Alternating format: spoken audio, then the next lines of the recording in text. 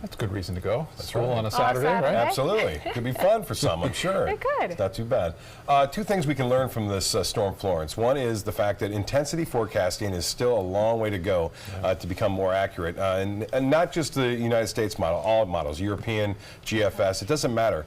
They say it's just a little bit better than tossing a coin as far as what the intensity of the storms are going to be. Wow. So more research needs to be done on that end. The second thing is that you cannot judge a storm by its category when it comes to the potential damage that can occur. It could be significant, much more significant in terms of storm surge and heavy rain than just the wind. So here's a look at what's going on with the tropics, obviously big bullseye in the Atlantic Basin. We're watching 5 areas really for development or fading away at this point. Obviously the biggest one, Florence, having impacts in the United States already. This one is going to have problems with Texas, 50% chance of it developing. No concern to us, but it will be to South Texas. This one could be down the road. These two, not a problem. You have Helene as well as Joyce heading off to the north. In fact, Helene could cause a problem. I think it's Helene, could cause a problem for Ireland and England down the road. Well, the Florence satellite imagery, not very impressive, but notice these last few images is deep red. Those are cloud tops up to 50 to 55,000 feet, and it's gaining some strength right there off the coast of North Carolina. And it's going to sit there right over the warm waters. That's more than likely why they're flaring up, because of the Gulf Stream there, just supplying some energy to that storm. The biggest impact will be storm surge along the coast and then flooding across most of eastern and central portions of North Carolina and into South Carolina. Storm surge heights could get as high as 10 to 11 feet. And some inlets there, it could get a little higher, although it's come down. It's going to be a problem, and it's going to stay there too, it looks like, for at least the next day and a half. Rainfall amounts is still suggesting up to 30 inches of rain in isolated areas, maybe a little bit more than that some, and that just causes catastrophic flooding.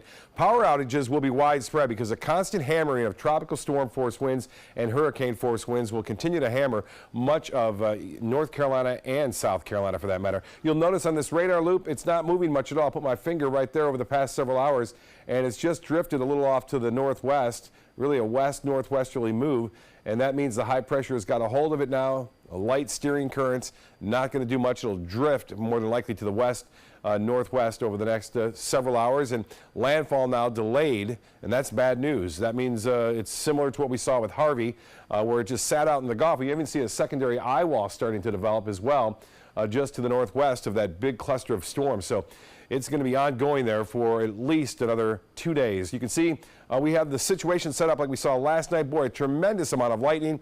Thanks for all the pictures and video. Don't have a lot of time to show them, but I do on my Facebook page. You can see this is the East Coast breeze coming over.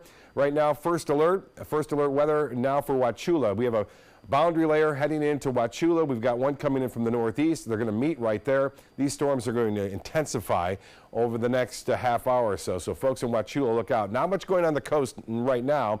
Some of these storms will have a chance to make their way over later on tonight. So not like we saw last night in terms of timing, but a little later at night, certainly there may be some storms around. Well, this is the next storm we'll have to keep an eye on. Right now, not a big concern. It's in the eastern portion of the Caribbean.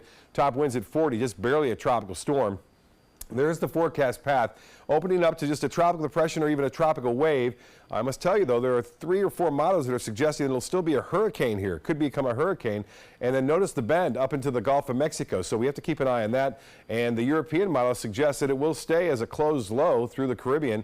Those are the ones I don't like to see down there in the Caribbean. Right now, not a big concern, but by Tuesday of next week, we'll know a little bit more. 87 degrees right now. It feels like 97 out there. Still hot. And as I mentioned, we could see some storms later on this evening to cool us down. Winds out of the north, northwest at 5 to 10 knots. We'll start to see that west wind too, northwest wind over the next several days because of Florence, and that means that red tide effect coming on shore.